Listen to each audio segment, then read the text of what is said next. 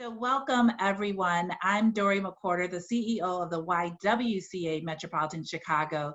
Thank you all for joining us today for a conversation between YWCA Metropolitan Chicago's board president, Winnecke, and Mikki Kendall, the author of Hood Feminism, Notes from the Women That a Movement Forgot. Following the conversation, we'll be holding a live Q&A with Mikki, and we encourage you to submit your questions throughout the event using the Q&A function. We also encourage you to stay connected with one another in the chat. I see some folks are already getting started there.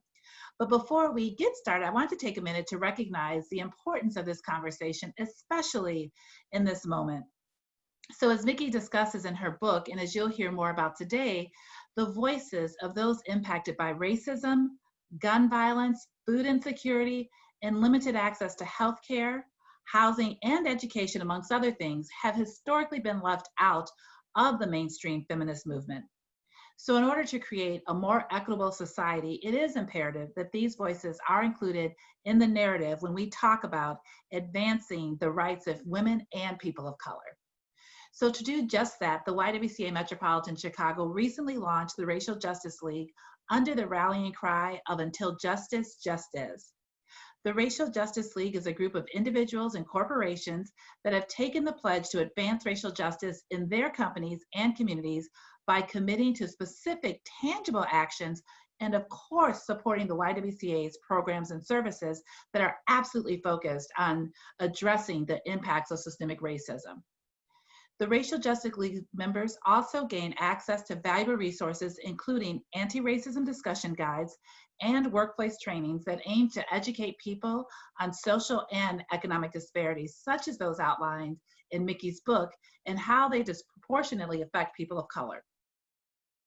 I also want to point out that this is the first in a series of virtual events leading up to YWCA Metropolitan Chicago's 48th Annual Leader Luncheon, which will take place virtually on Thursday, November 19th.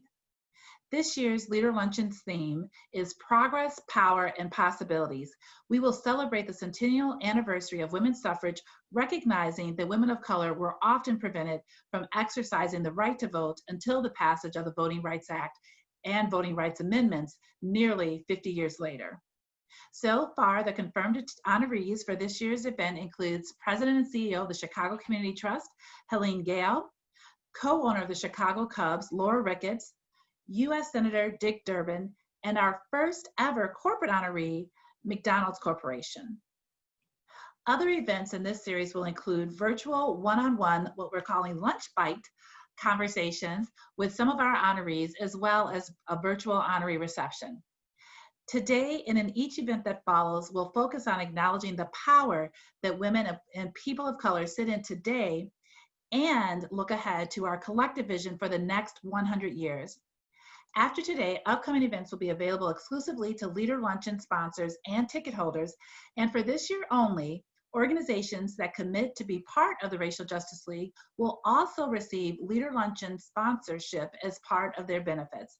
So to learn more about becoming part of the Racial Justice League, visit untiljusticejustis.org. And additionally, all current YWCA members will also receive access to this year's Leader Luncheon as part of their membership. And just remember that membership starts at just $25. So visit the YWCA Chicago's website at ywcachicago.org/membership to learn more about becoming a member. Now, finally, I'm excited to announce that everyone in attendance today will be receiving a digital copy of Mikki's book, Hood Feminism, thanks to the generous support of our partners at CDW. CDW embeds diversity and inclusion into the fiber of everything they do and are committed to supporting the causes that matter deeply to the YWCA community. They are widely recognized as a leading organization for diversity and inclusion, being listed as one of America's best employers for diversity by Forbes, one of the best companies for women by Fairy Godboss, and received a perfect corporate equity index score by the Human Rights Campaign. So a huge thank you again to CDW and our board member, Aletha Noonan, and Ambassadors Council member, Jamie Burke, for their incredible support of the YWCA and Leader Luncheon. For more information on how to redeem your book, look out for an email from events@ywcachicago.org in the next coming days. So finally, I'm excited to welcome Joyce and Mikki to kick it off. Ready to hear your conversation, ladies. And with that, I'll see you soon. Dory, thanks so much. Thank you to everybody for joining us today. And Mikki, thank you especially. It's so great to see you. You know, I am a big fan of yours. We met just the minutes before your book was published. Since then, it's become a bestseller. So I feel fortunate that you will even acknowledge me now that you're rich and famous. But seriously, you and your book resonated strongly with me. I'm a feminist. I have been lifted by the feminist movement, and so many people I know have as well. Many of them very much like me, white, educated, middle class. So, hey, everything's good, right? The world's great. And then you come along and kind of tap me on the shoulder. Hood Feminism says, hey, look around. Look at all these people who didn't come along with you. We're not lifted by the traditional feminist movement. So who are those women? Tell us about that. So the reason I wrote Hood Feminism is to talk about the girls like me and the girls not like me. I'm from the south side of Chicago, born and raised. I was born at the old Cook County Hospital before there was the Stroger on the side of that building. And I went to Chicago public schools. I lived on the not so expensive end of Hyde Park over, what they now I think are calling West Hyde Park. There's been some interesting name changes with gentrification. It's not right? Washington Square. And so I grew up going to schools that were 98%, 99% Black. This was after Chicago desegregated, low income. A lot of us were being raised by grandparents, single parents, and we could see from where we sat women like you at University of Chicago or, University of Illinois or other places. But what we couldn't see was how you get to that place. And so I joined the Army to pay for college. I did all of those things. I got a marriage in there and some other stuff. And I lived in public housing as an adult. I was on food stamps as an adult because I got divorced. And feminism kept saying how great women were doing, how wonderful things were. But from where I had been growing up and where I sat as a young adult, I could see women like me. I could see trans women. I could see disabled women. I could see non-binary folks. I could see all of these marginalized people. And what we had in common was poverty, race, the obstacles that those things create for you, and an awareness that this movement that kept saying it was for us, it never talked about the hunger that we might be facing. It didn't talk about gun violence hardly at all. And I grew up with gun violence being something that was common in the 80s all the way through to now, right? So before school shootings, there were drive-by shootings. I think people have kind of forgotten that there were children and still are children impacted by that violence. I grew up with police officers that would harass me. I grew up with housing instability and food insecurity. And I did my best to make things better for my kids, but I could see that when I turned on the television, I would see feminist voices, big mainstream names, talking about the importance of access to abortion, the importance of equity and pay, and all of these things. What they weren't talking about was what happens if your skin color makes it difficult for you to get a job at all, or it makes it, your hair texture means that you're not going to get that promotion. That being a single mother, having needed support is often talked about in those spaces that are supposed to be for all women as though it's something to be ashamed of. I'm not ashamed of having been on food stamps. I'm not ashamed of having lived in the projects. I did what I needed to do when I needed to do it. And I feel like if we can't, as a movement, talk about poverty and its impact, talk about racism and its impact, talk about how these things intersect. And it's not a class over race or race over class. It is race is a predictor of class, especially in an American context, kind of a problem. Gender impacts your class as well as your presentation, all of these things, and your access to the opportunities, right? Because I didn't make it to rich and famous. I made it to better known and slightly less poor. But we're gonna cross that. I'm pulling for you to become rich and famous. I'll take that. But one of the things there even is that people will say, well, you did it, why couldn't other people? You shouldn't need a best-selling book to be able to pay off your college loan debt. You really shouldn't. You should be able to get a job that pays enough after you've gotten those degrees, or make enough money without going to college to be able to afford to live. Basic standards. And then we can talk about all of these other things. But I want people to be in safe homes and safe neighborhoods with enough to eat, with, you know, safe and functional school setups. All of these things, all the workers we think are essential, right? The grocery store clerks, people cleaning houses, people who are caregivers in nursing homes, so forth, so on. All of those people deserve to have the same comforts and same security and same stability as anyone else at any other level of our society. We can't say that they're essential and then say they don't deserve to be paid a living wage. And so it not only is the message powerful, it's also amazingly well-timed, both with, first, just as the book was published, COVID-19 reared its ugly head, and the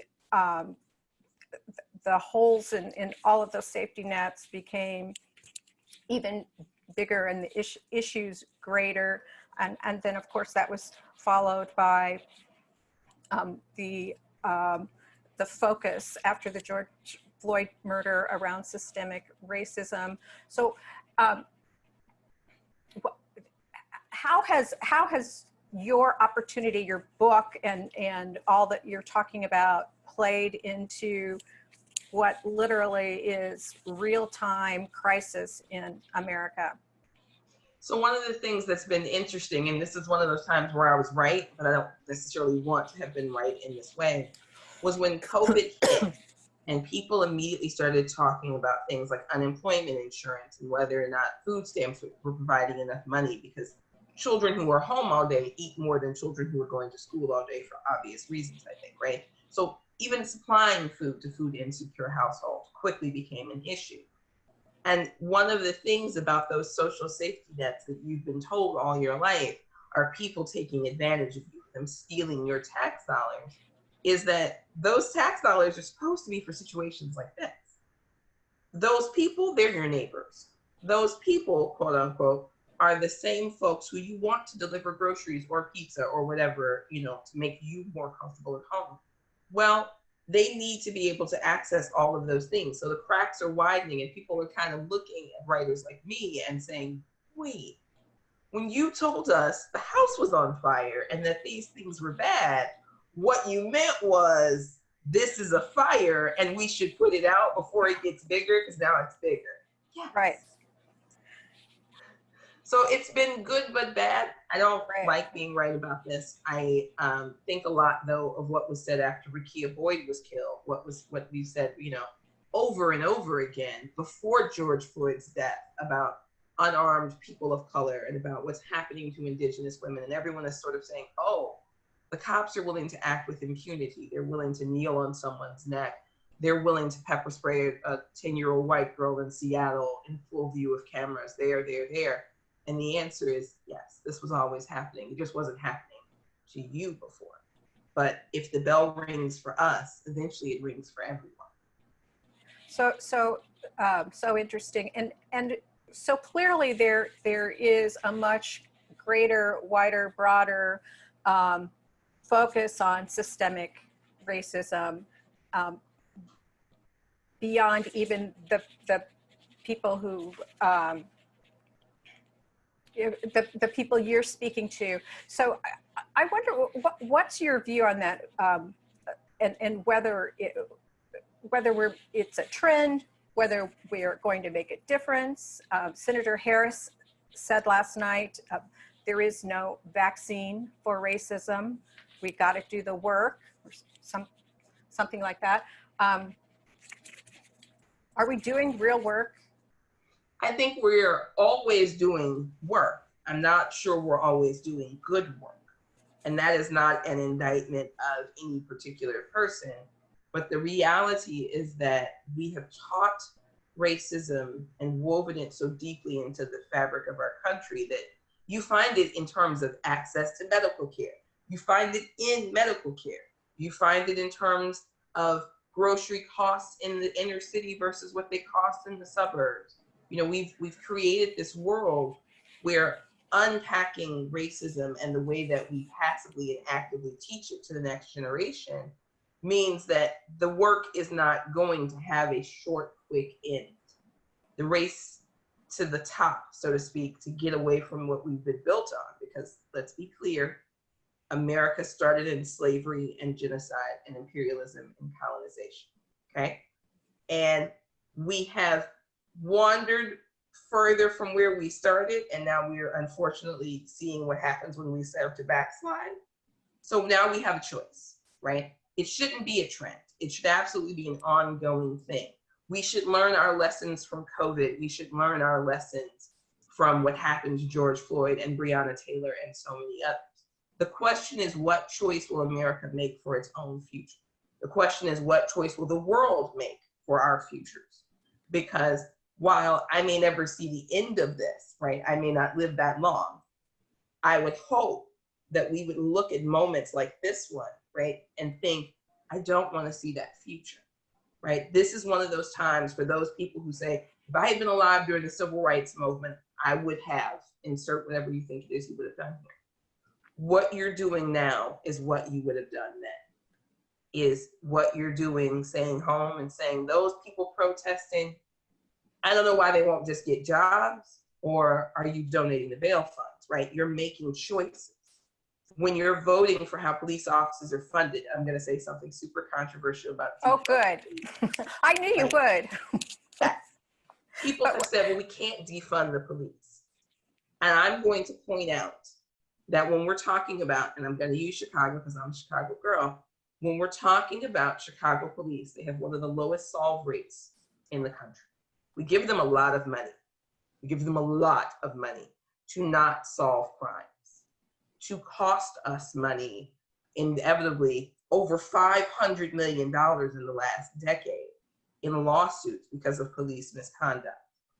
So when people are saying, well, we can't defund the police because then what will we do for safety? The answer is, what are we doing for safety now? Because you're not any safer by paying all of this money and getting really nothing for it. And we know, right, we had the Settlement House movement, Jane Addams and Hull House started in Chicago. We know that funding programs that give people the tools that they need to be independent, to have enough to eat. Fun fact, side note, I know I have a lot of those. If you are thinking right now, well, why aren't they getting jobs? I'm going to remind you one more again, what it costs to live in Chicago versus what minimum wage is. It is something like $22 an hour. And someone can check my math, but I want to say it works out to around $22 an hour to be able to afford a one-bedroom apartment in Chicago. Our federal minimum wage is $7, and I want to say Chicago's is $12 or $13. So basic math, we are saying to people, don't do crime, don't behave in illicit manners, you know, go out here, go to college, and then we're saying, but there's no jobs, and the jobs that there are don't pay enough for you to live on. You can't give people only bad choices and then get upset that they didn't make a good choice. So this is why I say when people are saying, well, you know, this is a moment and we're gonna, hey, it's not the moment, it's the movement. How many years? How much work will you do? How much work will you enable others to do? And I'm not saying it's all protests. It can be anything from how you vote, to the candidates that you endorse, to where you put your charitable dollars and where you push your aldermen at those boring meetings about school boards, right? Nobody likes a school board meeting less than me. But you have to go to some of them and make sure they know that there are things they should be doing for the children of your city and things that they should be doing at those bond fund meetings for the elders in your city. Because if you're not making sure your local tax dollars are proportioned correctly, your federal tax dollars are going everywhere but to you. You need to make sure at every step that the money in the system are working for you the way that it's intended to. And that doesn't mean to oppress others. It does mean to take care of the people who are paying it. And so what happens if we are, first I love that you are mentioning specific things that you think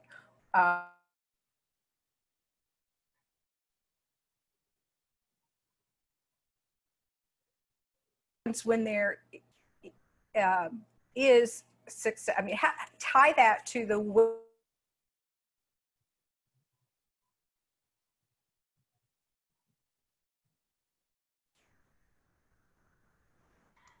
Did I freeze? You did freeze for a second. Can you repeat the question for Mikki? Yeah, I'm so sorry. My question is, just tie all that to those women left behind. I mean, what happens to the younger Mikki Kendalls?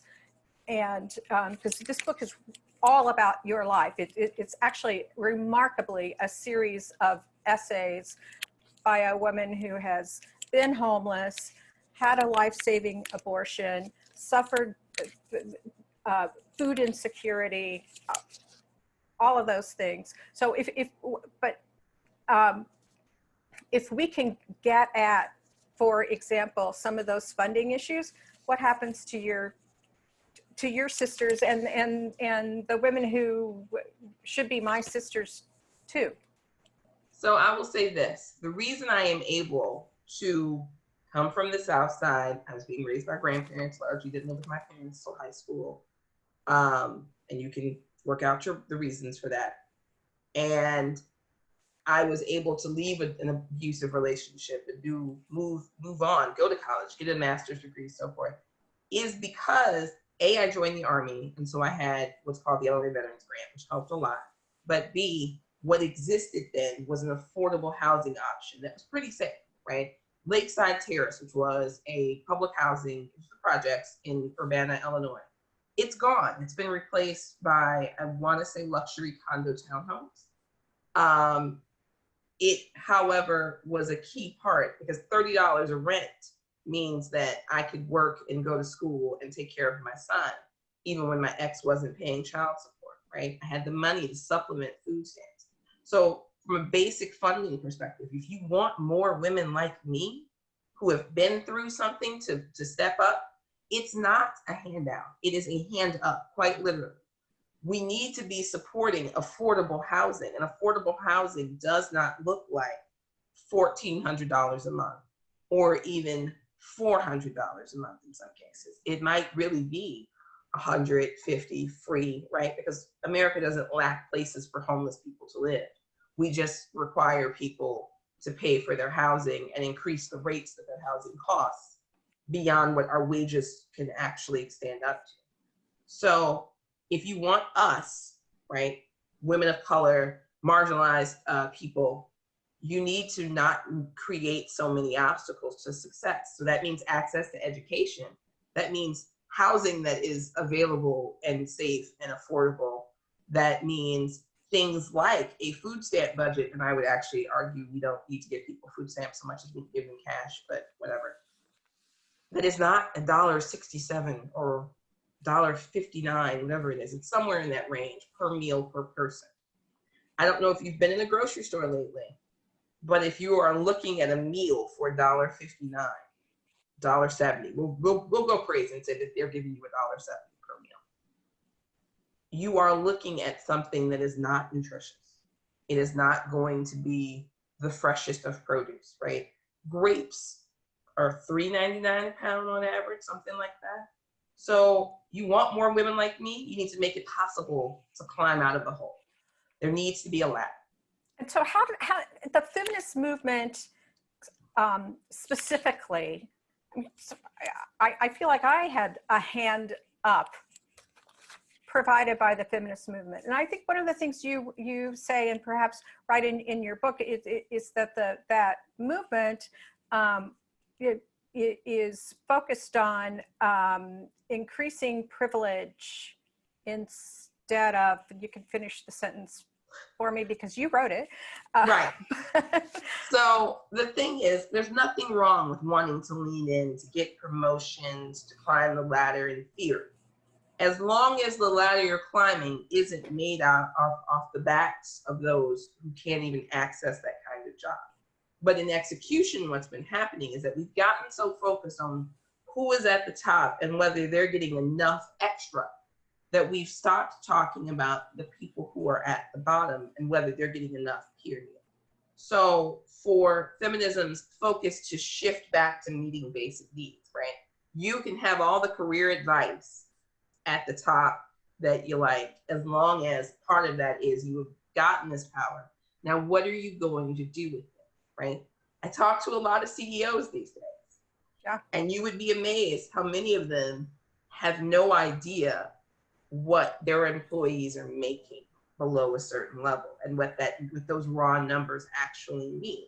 Because when you're making 300 times what your employees are, and your middle management, which is probably as far down as the CEO as you're really going to go in terms of actually knowing what's going on day to day, they're making 60,000, 70,000 a year. Not as much as you, but enough to live on. What you tend to miss from up here is the people who aren't getting hired because of their color or their hair or whatever, or who are getting hired and aren't getting promoted, and they're locked in at a third of what middle management is getting. They're making 28,000, 32,000. And then you don't necessarily really notice that 30,000 a year, which was great numbers in 1992, isn't enough to afford to live in 2020. And so I think that that is one of the places where feminism has to step up. Power, you're chasing equity, pay equity, all of that. What are you going to do with it? Are you going to use it to keep climbing for yourself to some height hitherto unseen? Or are you also going to reach back, right? Because we say lift as you climb for a reason. And that doesn't necessarily mean you have to handhold every single individual. It can be as simple as setting the base pay for your company at $20 an hour, right? No one makes less than that, or 22. Set it to what would mean that your employees can afford to have one job. Talk about what is going on when you are seeing someone who is struggling. You know, am I judging them because they're not doing the right things? How would they even know where to begin to do the quote unquote right things? Have they had access to what they need? Is their housing safe? Do they have housing? Is their housing safe? Are they getting enough to eat? Can they see a doctor? There's a lot of steps to healthy that are expensive. There's a lot of steps to stable that really come. I know I keep talking about money, and I keep talking about money because currently in the society we live in, the more money you have, the easier it is to eat right, to live in a place where exercising is safe, to be able to send your kids to good schools and have good supplies, right? You can sort of choose, and when you have the money, to make those good choices, because choices are available to you. And so feminism has to look around and say, what choices are available to those with the least? How do we improve those choices? Most of that, honestly, is going to be holding elected officials and tax dollars to account. But some of that is also going to be, as you look at employment, right? It's the fight for 15. Thinking to yourself, $15 is good, $22 is enough though. So maybe we got to support raising these wages, and maybe we spend a little less getting 300 times the compensation. I know your golden parachutes get smaller that way, but at a certain point, you can have one yacht, not 10. Just a suggestion. And maybe this is obvious, but let's make that connection between lifting up the women in the hood and the impact that can have on even greater problems like crime, Well, so here's the thing. Because I was able to afford to send my kids to a better preschool, to send them to the better public schools, right? I lived in Hyde Park still, but I moved. I grew up close to Ingleside and Drexel. For those of you who have ever been over on 51st to 53rd, there's a school over there called Charles Cosmins. That's my grammar school. Charles Kosminski is still something like 99% of color and 80+% low income. I moved over to Ray. It's like a 6-block move, right? But Ray School, much more diverse, has a community garden that the kids can work in. They've got a huge playground. They've got art. They've got music. They've got all of these things. And that's in the same neighborhood. Well, because my kids were able to go to those schools, and then they've gone to high school. My youngest is about to start high school. My oldest one's high school and is a student at U of I. Their trajectory is substantially changed just because I had the help I needed when I first got divorced and then remarried to be able to afford better options, more access to opportunity, right? That's 6 blocks though. Rent over where I was $900 a month. Rent that I moved to was almost $1,800 a month. That is a substantive difference in access in 6 blocks, right? So when we're talking about what we can do to lift people, I would argue that a school like Winnecke should have all of the same things Ray does, first of all, but also that we should be making sure that what you earn, where you can afford to live, doesn't dictate your access to opportunity. Because all of the schools should be funded. All of the schools should have services. You should not have any, and Chicago is a shameful example, but you should not have any school where the conversation is that, well, I know that your child is supposed to have X, Y, Z, but we just don't have the funds to afford people for those positions. We can't afford music. We can't afford art. We can't afford anything other than apparently an officer. Right, yes. So it is stunning when one school has music and 9 and that completely away changes the other, and that changes their trajectory everything in high school and thus their trajectory in college. And so when we're lifting up women, we're lifting up children. You're lifting up women, you're lifting up children, you're lifting up communities, right? Because then, especially, since I've gotten a little more cash, we go back and we donate for the field trips to the things that these kids would not otherwise have access to. We try to donate to bring in other opportunities and other options, but that shouldn't be left to individual people to feel that need, that duty. It should absolutely be what we just do as a society. It should absolutely be that we realize, and we know this when we're talking about women outside the US, right? We've all seen those commercials about how an educated woman raises the stakes, raises the financial prospects and health prospects for her whole family. That is also true in the US. So we can absolutely create a system where the bottom, the rising tide that lifts all those boats, the person in the bottom of the boat could have fresh air and food and light. We do not have to recreate Snowpiercer, and where the people at the front get everything and the people at the back get scraps. We have a choice. We can absolutely choose to do better. So this is one of several moments. This week we are marking the 100th anniversary of the 19th Amendment. That means different things to you, I'm certain, being a Black woman. And we're also seeing the first woman of color as a major party nominee. So what does that mean to you, and personally, but also from kind of the bigger picture? How does that help us get towards some of the equity you're discussing in Hood Feminism? So I'm hoping we will not know, as with all politicians, right? I grew up with Mayor Daley, so I'm just going to put out here that you never know with a politician what they're going to do until they do it. We are seeing that right now in Chicago. But I am hoping that what we are seeing is America making a decision to reckon with itself, to choose via Kamala Harris and, frankly, others. Even if they are not perfect, they can be deeply flawed as candidates. We absolutely know that. To say access to this opportunity, access to this power could mean some form of equity. Now, whether that will be the case, it's too early to tell.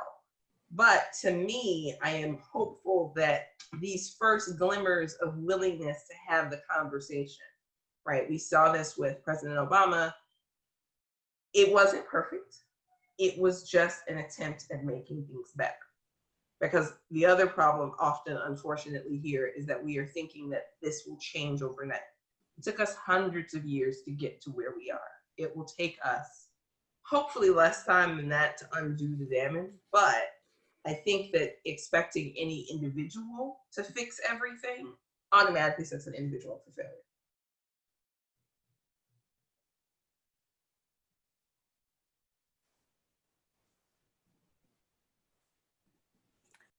That Dory would say, we do not have hundreds of years. So No. that's No. always. I am hoping that we can wrap this up in my lifetime, but I am aware this is a marathon, not a sprint. So here are a couple questions that came in but as people registered. Can you talk, I actually love this question because I know there's an essay in your book that deals specifically with this. Can you talk about feminism and the intersection of race, ethnicity, and body type and size and how women look and what that means? So I have a chapter called Black Girls Have Eating Disorders. And one of the reasons I talk about it is because what tends to happen, how we perceive women of color based on their race and their shape, even impacts things like jobs, right? My skin color, I am that shade of medium brown. That means I'm not super threatening, but there's some people who wouldn't work with me because I have locks. It's a whole thing. It is where this intersection starts to come in of how I am perceived. Am I too sexy? Am I too ethnic? All of these things, for the record, this meat suit is what they gave me at the factory. I just wear it. We all just gotta wear the meat suit we came in, okay? But what we see too often with feminism is a rush to say that innocence resides largely in white, thin, able-bodied women, and everyone else is less innocent or not innocent at all. And we will then make decisions in the moment based off of that bias that we don't even necessarily realize we're filtering through the lens of. And we will decide that some women are less respectable and thus less valuable because of how they look. And when we'll say, well, I'm not racist, I'm not biased, I'm not fat phobic. Well, you are. You just don't say the things, but you make your decisions, right? Because we're all steeping in this same society. We're all hearing these things and having these things normalized for us. And what we have to understand is that if your first thought sometimes is, oh, I don't like what she's wearing, or that's too tight, or she looks so ghetto, right? Why? First of all, why are you that concerned with somebody else's meat suit, right? Because you're not in there. So like, what difference does it make to you? But second of all, if you are looking at this person and you are thinking all of these things, why are you not asking yourself what it is that you're using as part of this decision-making process, right? Whatever it is that's on the table, whether it's a job or the grocery store and you judging what's in someone's grocery cart, whatever. You should be thinking, why am I this invested in what somebody else is doing? Why do I think I have a vote in their day, their life, their appearance? But we tend to think that we have a right to judge other people based, frankly, off arbitrary, cursorily glanced things, right? So if you see me in a store in a t-shirt and Daisy Dukes, it doesn't mean I don't have a job or I don't. It means it's 90 degrees outside. Yeah. So that it's, I found that really interesting. It's a big light bulb for me, not only about my own unconscious bias and how that can be corrected in the workplace, right? But also the burden upon women who are trying to look like me, for example. So that's really remarkable, and a very specific, a tangible thing for us too. Hey, so another question, how can we do a better job of making sure no one is forgotten or steamrolled in the anti-sexual violence field? One of the things is to recognize that literally anyone can be a victim. Literally. I know that there is sort of an odd trope that only some people are at risk. Statistically, we are looking at numbers where trans women of color in the risk scale are among the groups most at risk, along with indigenous women, indigenous cisgendered women. And it is a place where when we say believe victims, we have to really mean, even if you think that this person you know would never do, whatever. We actually know that the numbers for false allegations are really low. What's really high is that people get away with it, right? And so what we would need to be looking at is that a victim has come forward, this person wants support, they need help, they need access to care, and we could just focus on the victim. We may or may not get justice for them, but we can make sure their needs are met. We can make sure that we don't decide a victim must be perfect or someone we like or any of the dozen and one other things as aforementioned, right? When R. Kelly was roaming the streets of Chicago for all those years, people often would say, well, those girls knew what they were getting into. And the answer is that grown man knew what he was doing. It has nothing to do with his victims. And we often focus on what victims could do, should do, how they should present, whatever, so that they are not preyed upon. The way to stop losing people to the system is to make sure that we are listening to, respecting, and caring for victims and not being so focused on woulda, shoulda, coulda. Not least because, fun fact, the only person that can prevent a sexual assault from happening is the assailant by not doing it. That's okay. Here's an interesting, a good question from the live Q&A, and please, a reminder to everyone on the call, if you'd like to submit a question, please do. I'd love to know how Mikki defines feminism and what your vision for the future of feminism is. I would say that feminism is the actual work that you do. It is caring not just for yourself, but for your community, for those around you, for creating pathways for opportunity, access to opportunity, wherever you can, right? Even if sometimes, and this is as true of me as it is of anyone else, you are like, I don't want to do any work today. It's fine to take a break, but I think feminism, real hood feminism, is less about the theory and more about the execution, okay? Even if you're doing the right thing for the wrong reasons, as long as you're doing the right thing, we're already in a better place than we were. In terms of my vision for the future, I want everyone to have access to enough.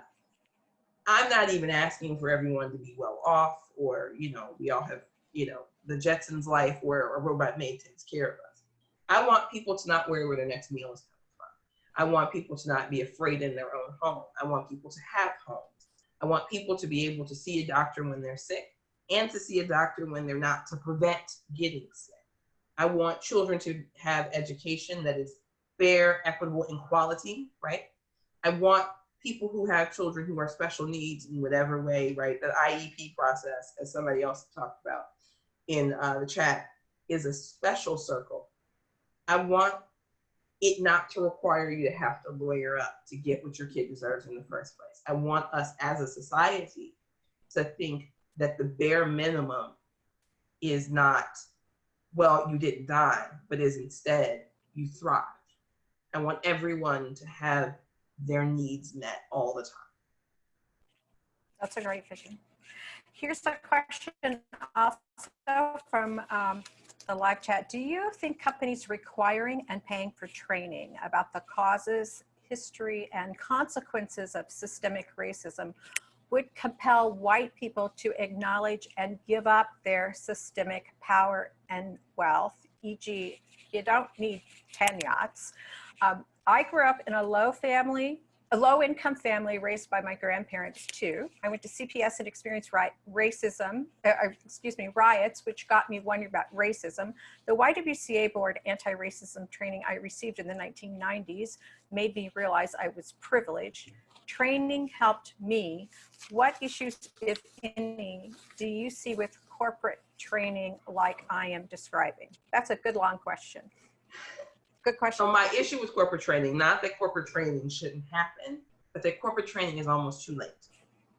There's a lot to unteach in an hour or 5 hours of corporate training. And usually corporate training is around an hour. At least the anti-bias training that I've had in my life, it's an hour, sometimes it's 2 or 3, depending upon what's going on.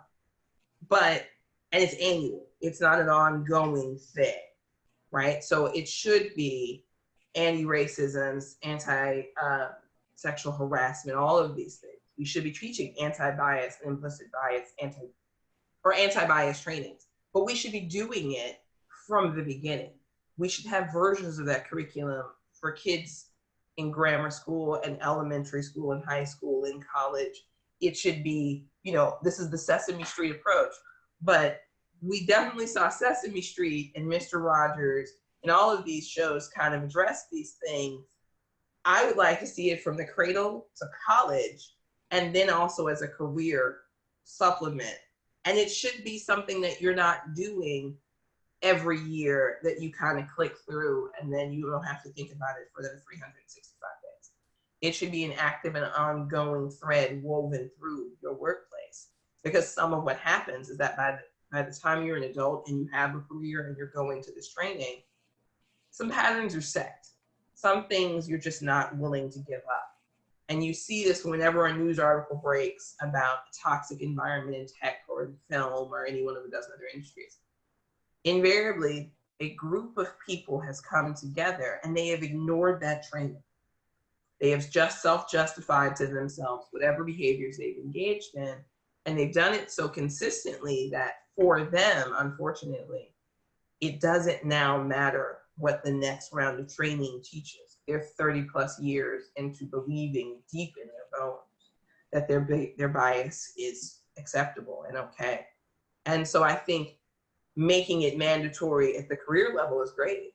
Making it mandatory in college is great, but we should make it mandatory K through 12. It wouldn't hurt to pick up right where Sesame Street leaves off in that, pre-K set. They come in not necessarily knowing to think this way, depending upon what's going on at home. But then we teach them in history classes, in bias in terms of how students are pulled out and punished and all of these things, that the bias is okay. And then we send people out into the workforce and then we say, everything that you learned between kindergarten and college about from the adults in the school and how they treated DeAndre or Keisha, or insert your name here, that teacher you had in high school who the administration wouldn't do anything about, but who refused to use a student's name because he said that he couldn't pronounce Vietnamese, insert your story here, right? Those dress code rules about hair. I'm going to prevent you from graduating because you have locks. You've had locks all this time, but I don't want you to have this moment where you're valedictorian. We can't then say, in an hour, unlearn that 12 years, unlearn that 16 years. We have to be willing to not teach it in the first place and then continue it going forward through their careers. Yeah, it reminds me once more of Senator Harris's, one of the standout quotes from last night: "There is no vaccine for racism." Mm-hmm. So, another question submitted: how do leaders need to think differently in order to be more inclusive of women of color? So for starters, you've touched on that a bit, but I know you always have more to say, Mikki. For starters, there's a phrase that I see a lot, especially in the corporate world: culture fit. Oh, right. Oh, yeah. How about that? Culture fit is a very exciting way. That person's not really a great culture fit for us. Yeah. Oh, that's so fascinating. That's a very exciting way to get away with some bigotry. That's a brand new cutesy way to be like, yeah, that person's not like us. So I'm going to discriminate against them when it comes to promotions, to opportunities. I'm going to push them out. Whether you say that out loud or not, essentially what you do is create a hostile environment. And then when the person can't survive or thrive in the hostile environment, you push them out, or they opt to leave because the environment is so toxic. So the first thing you can do is stop expecting people to be just like you, right? You are not entitled, and frankly, I don't know why you want a wall of clones in your office, in your workspace. You should expect people to do things like push back, to have different hair textures, to be different skin colors, to have different experiences. And you should be willing not just to listen, but to take on board the idea that these folks are not necessarily lesser than, not as good as, right? I know people love that, like, oh, well, they hired for diversity. Well, I'm gonna tell you a fun fact. Being hired for diversity doesn't mean that they lack in quality. And you should remember that. You should remember it'd be twice as hard to get half as far, which is what is a thing common in Black American culture. I am one of many Black women I know with multiple degrees. I am one of many Black women I know who has been in the military, who has written and done all of these things, right? In that respect, I'm not as unique as anyone would like to think. But that doesn't mean I only want to work with them. It should mean that those things come into the workplace with me, just like their experiences and your experiences come in. And together, in whatever the workplace it happens to be, you try to serve people who are like you and people who are not like you, right? There is a weird, I'm gonna use comics for this example. There's a weird narrative happening always in comics. I write comics too. That only men buy comics, right? And therefore we shouldn't do anything for women. But yet, when you look at the bestseller list, it's the comics written by women that often feature women that sell better. Because fun fact, women buy comics. Well, when you're in a leadership position in whatever your industry is, and you are creating products, you are creating an environment, you are trying to serve a population that is much broader than the people in that room, you should be thinking that the people in that room should represent as many aspects as possible of the outside world. Because otherwise you have a product, whatever it might be, that you have tailored to you. And if for no other reason than the money you're leaving on the table, you might want to broaden that horizon. Yeah, there's always the business case. From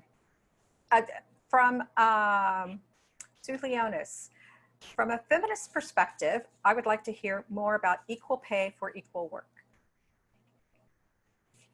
So I'm going to tell you a thing. You're not going to like my thing. So Black Women's Equal Pay Day just passed. You might notice what month it is. I love the concept of equal pay for equal work, but I wish we were having that conversation, not just regardless of gender, but regardless of race.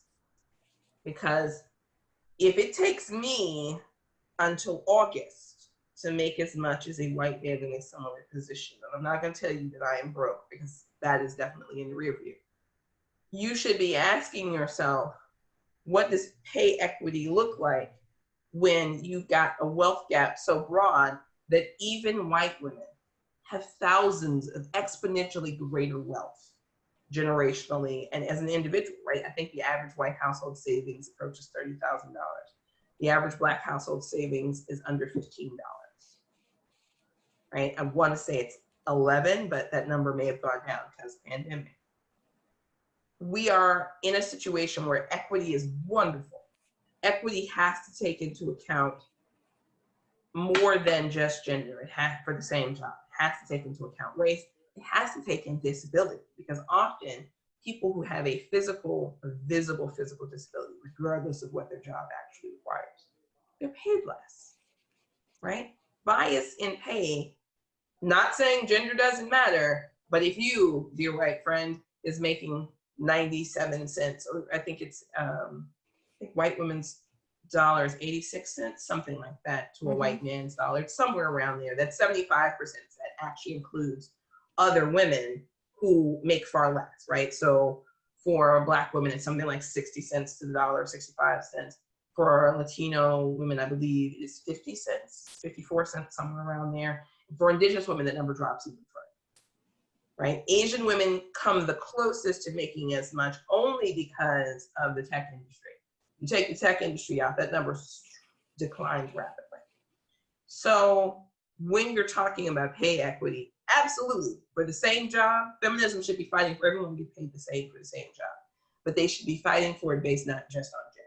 Because when you bring that into the conversation and you ignore these other angles, you're basically giving tacit permission to whoever is making these decisions. Well, I have to pay Susan more, but Kiana, she doesn't need as much money as Susan. You need to make sure that equity is happening consistently at all levels. So we're close to the end of our time, and a question has just popped in that is very similar to what I was going to put to you anyway, keeping in mind our Leader Luncheon theme, progress, power, possibilities. That's November 19th is the Leader Luncheon, just a reminder for everybody. But so where do we go from here? What's the progress? What are the possibilities? How do each of us take this, move forward within our spheres and build bridges, and some of us with very monochromatic circles, our questioner says, how can we be deliberate ensuring that these discussions continue to happen when we may not naturally have ethnic and racial diversity in our circles? So that covers a lot. Well, for starters, broaden your circles. For starters, you know, I know that sometimes in people's heads, I'm their Black friend, but we've never been in each other's houses and they don't necessarily know anything about my actual day-to-day life. Well, I'm going to point out that it's unusual for people of color to not know any white people, but it's pretty common for white people not to know any people of color. So the first step would be to broaden your circles, whether that is social circles or at work. A thing that many of the people who are members of the YWCA could do is to choose to mentor people of color in the workplace. You could choose to show up for, you know, whether it's at your church or the school or, you know, pick your locations, those people who are there who you don't really know. And that doesn't mean walk up and say, hey, will you be my brown friend? It does mean get to know them as a person. It does mean learn to listen. It does mean build trust, build community and networks beyond where you are. And, you know, it can be sometimes as simple as inviting someone at lunch. I know we're about to go way back, like this is kindergarten. But the lunch table, right? Yeah. Right, the proverbial lunch table, invite someone to sit down, have that meeting, create a group in your workplace for this kind of sharing. Make that effort at church or at the school, but you choose who you know. You choose who your friends are to some extent. You can reach out to the people around you. Don't be, well, I don't have any Black friends, so I'd like to make one. But you could say, you know, I've realized that I have a neighbor who moved. I have a neighbor who came over, and the first thing she said to me, she's an older white woman, I just wanted you to know that you're welcome here. And then we've proceeded from that place, right? So I've given her grandchild some kids' books that I had on hand. And she brought me tomatoes from her garden. And we could not be two more different people in background. But we've kept it at a very pleasant, very cordial, very friendly thing because she made that effort that first day. And sometimes your circle could be just broadened by you making the tiniest bit of effort. That's a great answer, and that takes us right to the top of the hour. I can't thank you enough. I'm very excited that everybody who has attended will receive your book. It's a great read, very powerful, and Mikki, I look forward to seeing you again soon. Yes, sometime when outside opens, we'll hang out. Yes. Yeah. Thanks. Thanks. Thanks, everybody. Have a great afternoon.